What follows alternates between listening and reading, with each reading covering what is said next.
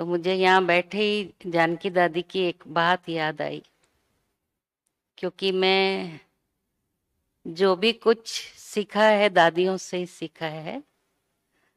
कभी भी कुछ मुझे अच्छा नहीं लगे या कुछ बात ऐसी अंदर चली जाती है तो पुरुषार्थ में कुछ विघ्न ना पड़े, तो जैसे अपने शरीर के लिए हम जब ऐसा फील होता है ना कि अनकंफर्टेबल है तो हम डॉक्टर की सहायता लेते हैं। तो मुझे कब भी ऐसा फील होता था कि थोड़ा अब मेरी चेकिंग जरूरी है तो मैं जानकी दादी के पास चली जाती थी। तो शुरू से हैदराबाद में हमको एक लॉटरी मिली, भले ही शुरुआत जो है ना सेवाओं की, हमारे लौकिक माता पिता ने अपने घर में ही पाठशाला खोल करके, और बाद में उसका विस्तार जो है धीरे धीरे होते होते शांति सरोवर बना। लेकिन जब हमारे छोटा सा घर था, 2 बेडरूम वाला और एक जैसे फ्लैट्स होते हैं, तो 2-2 3-3 दादियां आती थी और दादियां हमेशा महिमा करती थी कि जैसे हैदराबाद सिंध में गोपियां थी तो यहाँ पर भी बहुत बांधेली गोपियां थी। तो दादियां आपस में चर्चा करती थी, बड़ी दादी, दीदी, जानकी दादी, गुलजार दादी, ऐसा नहीं लगता ये वही हैदराबाद है।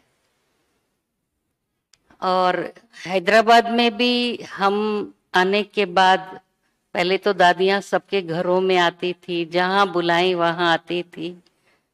फिर जब केवी के राजू भाई की सेवा हुई मैनेजमेंट की, तो सब दादियां वहां जाने लगी। तो एक बार थोड़ा मुझे फील हुआ कि वो भाग्य हमारे हाथ से चला गया। अब तो दादियों को वहां अच्छे अच्छे गेस्ट हाउस हैं, क्यों आएंगे हमारे छोटे से सेंटर पर। लेकिन मेरे को लगा मेरी ये फीलिंग रॉन्ग भी हो सकती, क्यों मैं ऐसा सोचती हूँ। तो मैंने जानकी दादी को जाकर के मिली, तो बोले आजकल तो मिलती नहीं है ज्यादा पांडव भवन में। मैंने कहा दादी मेरे को ना ऐसा लगता है आप बहुत बिजी हो, तो आपको क्यों तंग करना। बोला मेरे को ऐसा नहीं बोलना बिजी, मैं तो सेवा के लिए ही हूँ। तो दादी मुझे ऐसा फील हो रहा है कि वो भाग्य कितना अच्छा था जब आप सब हमारे पास आते थे। अभी सब राजू भाई के पास जाने लग गए तो हमको वो भाग्य नहीं मिल रहा। हमारी माताएं भी थोड़ी निराश हो गई हैं कि दादी हमारे घर पर नहीं आएगी अभी। तो हम फिर उनको बोलते थे सेंटर पर ही नहीं आ रही, तुम्हारे घर पे कैसे लाएंगे। तो दादी बहुत अच्छा आंसर दी, देखो कुलदीप, तुम हमको हैदराबाद माना, प्रीतम, कुलदीप और तुम्हारे पिताजी मनिंदर सिंह याद आते। कोई भी आए, करीना आए, उषा आए, हमें हैदराबाद माना तुम लोग ही याद आते हो, तुमने बीज डाला है। फिर ऐसे प्रोग्राम में गए तो निर्भय भाई देखे जल्दी उठकर जा रही है, क्योंकि बहुत दूर था हमको, फिर ऑटो में जाना है नागार्जुना सेंटर। तो बाहर आए, उनको भी थोड़ी सी मेरी फीलिंग समझ में आई। बोले देखो कुलदीप बहन, प्रीतम बहन, तब तक लौकिक फादर तो शरीर छोड़ चुके थे।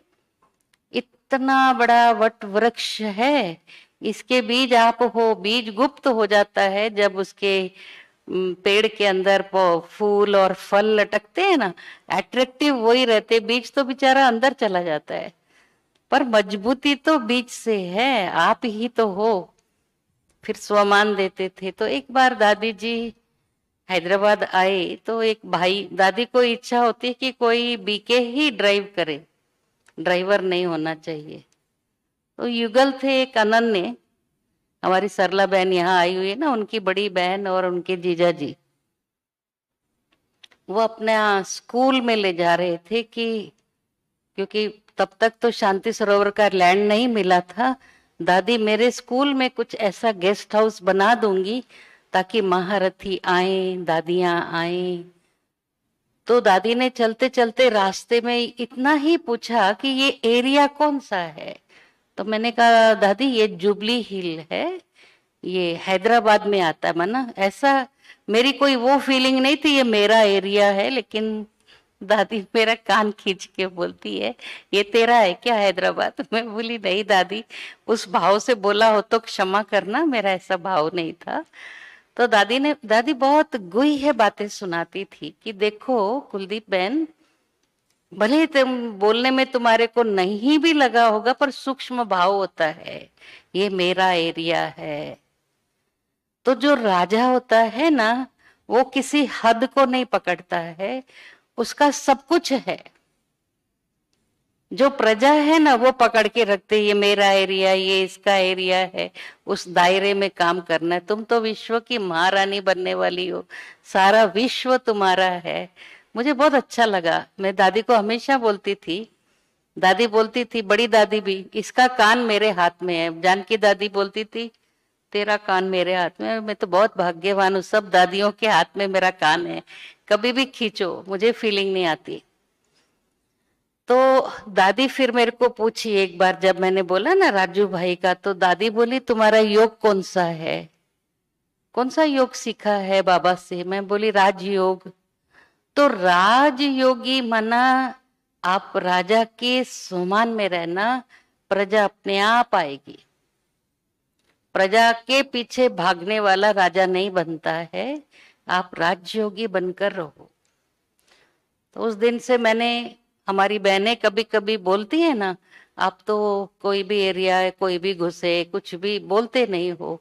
तो मैंने कहा मुझे दादी की ये बात बहुत अच्छी लगती है, हम राजा हैं और हमारा सब कुछ हमारे साम्राज्य में ही है, फिर हम क्यों पकड़े ये एरिया वो एरिया, ये मेरा जिज्ञासु ये तेरा जिज्ञासु। तो इसलिए बेहद में जितना हम रहते, हमारी स्थिति भी बेहद की बनती है। तो इस तरह से दादियों ने हमें कदम कदम पर बाबा की जो श्रीमत सुनाई, उससे हम दिन दूनी रात चौगनी उन्नति करते रहे। ऐसे एक बार मैंने कहा कि एक बहन बहुत ही नजदीक में सेंटर खोली है, तो वहां की बहन जो है थोड़ा मेरे से नाराज हो रही कि दीदी आप तो कुछ बोलते ही नहीं हो, सिर पर आ गई है, इतना सामने आकर के एडवर्टाइजमेंट भी कर रही, मेरे सेंटर के सामने ही है। तो मैंने संतोष दीदी को सुनाया ऐसा हो रहा है, अभी क्या करें, मुझे तो लड़ने की आदत नहीं है।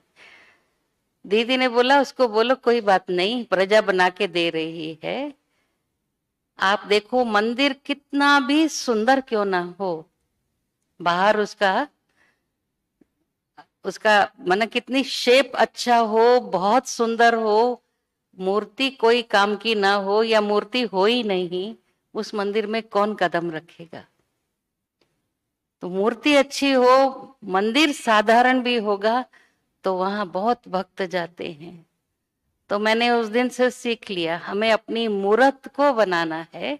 मैं अपनी बहनों को भी यही बोलती कि आप मूर्ति अच्छी होंगी, योग युक्त, ज्ञान युक्त, धारणा युक्त, तो आपसे अनेकों को साक्षात्कार होगा।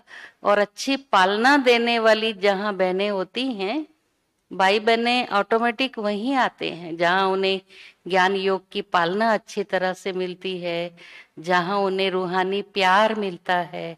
हमें क्या करना है, जिज्ञासु आज इधर कल किधर। कोई वीआईपी के लिए भी बहुत ऐसा करते ना, हम राखी के लिए पहले ही बोल देते थे कि जितने वीआईपी को आपको राखी बांधनी है, दूसरे जो भी सिकंदराबाद आदि, आपको जिसको बांधनी है आप ले लो, उसके बाद जो बचे हैं वहां हम चले जाएंगे, क्योंकि रिपीट नहीं होना चाहिए। उनको नहीं मालूम है हम लोग 2 हैं 3 हैं, हमारे कनेक्शन अलग अलग हैं, उनको ये मालूम है ये एक ही संस्था है। कभी एक बार हम लोग अपने यहाँ के होम मिनिस्टर थे ये ब्रह्मानंद रेड्डी जी, वहां पर कोई एक सिकंदराबाद की बहन चली गई, हालांकि उन्होंने बोला था ये आप कर लेना। तो हम वहां पहुंचे तो उन्होंने कहा कि आपकी बहनें तो राखी बांध के चली गई। तो मैंने बहुत उसको अच्छे से कवर अप किया। मैंने बोला भाई साहब हम लोग ना 7-8 ग्रुप बनाए थे, अभी मोबाइल तो थे नहीं ना उस जमाने में, तो हम चेक करने आए कि कोई नहीं आया तो आपको बांधेंगे, लेकिन ना आपका बेटा राधेश्याम भाई का क्लासमेट है, डॉक्टर है ना, उनको तो बांध के जा सकते। बोले हाँ आइए आइए, आप बहुत प्यार से बात किए। तो किसी को ये नहीं मालूम पड़े, क्योंकि ये हमारे घर की इज्जत है, बाबा की इज्जत है। तो ये जिज्ञासु हम बोलते अपनी बहनों को, ना गवर्नर हमारा रेगुलर स्टूडेंट बनने वाला है, ना सीएम हमारा रेगुलर स्टूडेंट बनने वाला है। हमारा लक्ष्य क्या है? बाबा का परिचय मिले, वो किसी ना किसी प्रकार से बाबा से जुड़े रहे। कोई भी राखी बांधे, उनको ये पता है ब्रह्मा कुमारी ने बांधी है, ब्रह्मा कुमारियां हमारी बहनें हैं। उनको ये थोड़ी पता है कि कुलदीप बहनी मेरी बहन है, या हुसैन बहनी मेरी बहन है, या आशा दीदी मेरी बहन है। जो भी बांधेंगे उनको स्वीकार है। हाँ, कोई कोई हमें नाम से पहचानते तो वो बोलते दीदी आनी चाहिए, लेकिन उस समय भी बहनें अगर बोल दे तो बहुत अच्छा रहता है। तो एक बार का बहुत अच्छा जोक हुआ। हमारे पास गवर्नर थे कृष्णकांत जी, वो हमेशा हमारे से हंसी मजाक करते थे कि बोले तुम कुलदीप हमेशा टोली लेके आती प्रसाद और खिला के जाती, हमारा तो कुछ खाती ही नहीं भाई का। तो मैं उनको बोलती थी अगर माता जी बनाएंगे ना, हमको पता है उसकी वाइफ तो बनाने वाली है नहीं, माता जी बनाएंगे तो हम खा के जाएंगे। तो बोलते हैं वो तो होशियार है, शर्त बहुत बड़ी बड़ी लगाती है। तो एक बार मैं पहले पहुंच गई और लीला दादी अभी तो शरीर छोड़ दिए, वो देरी से आई। अब दादियों को बेचारियों को पता नहीं होता है ना बहनें क्या देती हैं, तो बहनों ने उनको ड्राई फ्रूट का डब्बा पैक करके दिया था। तो उन्होंने गवर्नर को देते हुए बोला भाई साहब ये हमने घर पे ही बनाया है। वो भी बहुत जॉली था, उसको पता था ये ड्राई फ्रूट का डब्बा है और खोल दिया। अच्छा, तो आजकल ब्रह्मा कुमारी ड्राई फ्रूट भी बना रही है। तो मीडिया में भी आ गया वो। क्योंकि मीडिया वाले भी खड़े थे कि ब्रह्मा कुमारी आजकल ड्राई फ्रूट भी बना रही है। तो मैंने लीला दादी को बोला दादी आप तो बहुत भोले हो, थोड़ा देखना चाहिए ना क्या लेके। अरे मुझे क्या पता मोटड़ी, मुझे पता ही नहीं था। मैंने बोला टोली होगी। तो इस तरह से कई बार चेक नहीं करते हैं तो क्या का क्या हो जाता है। तो हमारे पास भी जानकी दादी को है ना, जब चीफ मिनिस्टर ने स्थान दिया तो दादियों को बहुत दिल में रहता था कुछ अच्छी बढ़िया सी सौगात लेके जाओ। तो दादी एक बार मुझे बोली चांदी का लेमन सेट बहुत बढ़िया था। मैं बोला दादी इतनी बड़ी सौगात क्यों दे रहे हो, कोई मामूली सी दे दो। दादी बोली मुट्ठी तेरे को इतनी बड़ी लैंड दी है, करोड़ों अरबों की लैंड, और लेमन सेट नहीं दे सकते क्या उसको। फिर दादी कई बार हंसा को प्रवीणा को बोलती थी अरे सीएम के लिए अच्छी सौगात देना, तो वो लोग बिजी रहते थे, बोलते थे बाद में आओ तुम लोग, इस टाइम पर नहीं आया करो। तो वो नहीं दे रहे थे तो दादी जाकर के हंसा बहन के कमरे में घुस गई और कुछ कुछ उठाने लगी। बोले तुम मेरे को ही ना उठा के दे देना, और मेरा सामान है ये। अब दादी को समझ में नहीं आया, एक बहुत सुंदर सा पैकिंग थी, सिल्वर का बॉक्स में ना, सिल्वर के पेपर से बहुत अच्छा पैकिंग किया हुआ था। तो बोला ये तुमने सीएम को ही देना है, कभी भी मिलो। मैंने संभाल के रख दिया, काफी समय तक मिले नहीं। फिर मैंने एक दिन सोचा कोई बहुत बड़ा भाई आया था कलकत्ता से, इसको दे देती हूँ, वीआईपी है ना। अब पड़े पड़े पता नहीं, मैंने देखा भी नहीं वो गिफ्ट है क्या है। फिर शिवानी बहन बोली बंजारा हिल में ही आया था वो भाई, और बंजारा हिल में रखा हुआ था गिफ्ट, क्योंकि वहां से ही सीएम का घर नजदीक है। तो बोली एक बार खोल तो लो दीदी, क्या पता क्या दिया होगा दादी ने, माना कोई ऐसे सोने की चीज है या क्या है, कुछ तो अमूल्य दिया होगा ना, चेक किए बिना नहीं देना चाहिए। तो मैंने कहा चेक कर ले। अब दादी तो इतनी भोली है, दादी ने वो टोली दी हुई थी उठा करके, और उसमें तो पूरा धुआं निकल रहा था। बोले आप जाके सीएम को देते तो क्या इज्जत होती थी आपकी।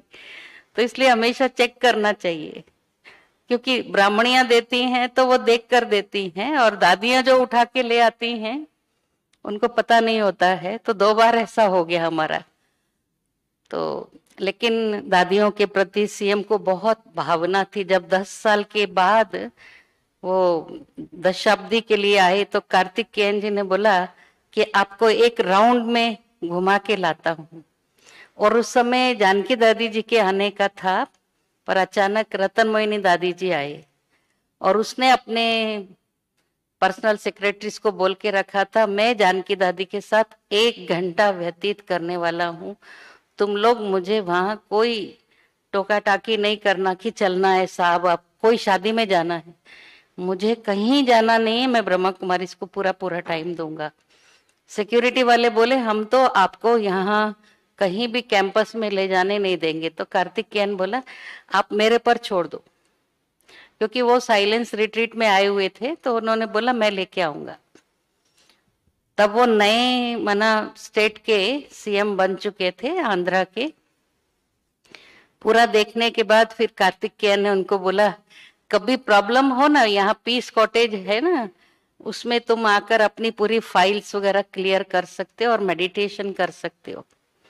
और उनको दिखा दिखा के बोल रहा था देखो कैसी पथरीली जमीन और खड्डे दिए थे तुमने, और ये देखो ब्रह्मा कुमारियों ने पत्थरों में फूल खिला दिए। तो वो फिर अपने भाषण में बोला कि कार्तिकेयन जी बोल रहे थे कि ये इन्होंने कितना हरियाली और इतने अच्छे फूल खिला दिए, ब्रह्मा कुमारियां तो पत्थर में सोना भी उगल सकती हैं, इनके ऊपर मुझे इतना विश्वास है, इतना प्यार से सेवा करते हैं। और दूसरे स्टेट में आंध्रा के जब वो सीएम बने तो उन्होंने बोला हम फिर से आपको जगह देंगे, आप जितने भी स्थानों पर रिट्रीट सेंटर बनाना है लिस्ट दे दो, मैं हर जगह आपको स्थान देने के लिए तैयार हूं। पर मुख्य दो तीन स्थान पर ही दे पाए, विजयवाड़ा में जो अमरावती है, और विजयवाड़ा में एक सेंटर के लिए भी जगह दी उन्होंने 500 गज, और ऐसे तिरुपति में 3-4 एकड़ का रिट्रीट प्लेस जो है वहां दिया। तो इस तरह से उस आत्मा की बहुत अच्छी सेवा हुई, विशेष दादियों का प्यार पालना से वो अट्रैक्ट हुआ। और हम वो सीट पर हो या ना हो उसको राखी बांधने जाते हैं और टोली भी भेजते, मधुबन के निमंत्रण भी देते हैं। तो एक बार उसने बोला मुझे आप लोगों की एक विशेषता अच्छी लगती है, आप लोग सीट को महत्व नहीं देते हो, व्यक्ति को महत्व देते हो। मैं कितने लोगों पर उपकार किया, कितने लोगों को लैंड दिया हूँ, कितने लोगों को नौकरी दे चुका हूँ, पर कोई नहीं आते मिलने सिवाय ब्रह्मा कुमारियों के। इसलिए मैं आपकी संस्था को बहुत पसंद करता हूँ।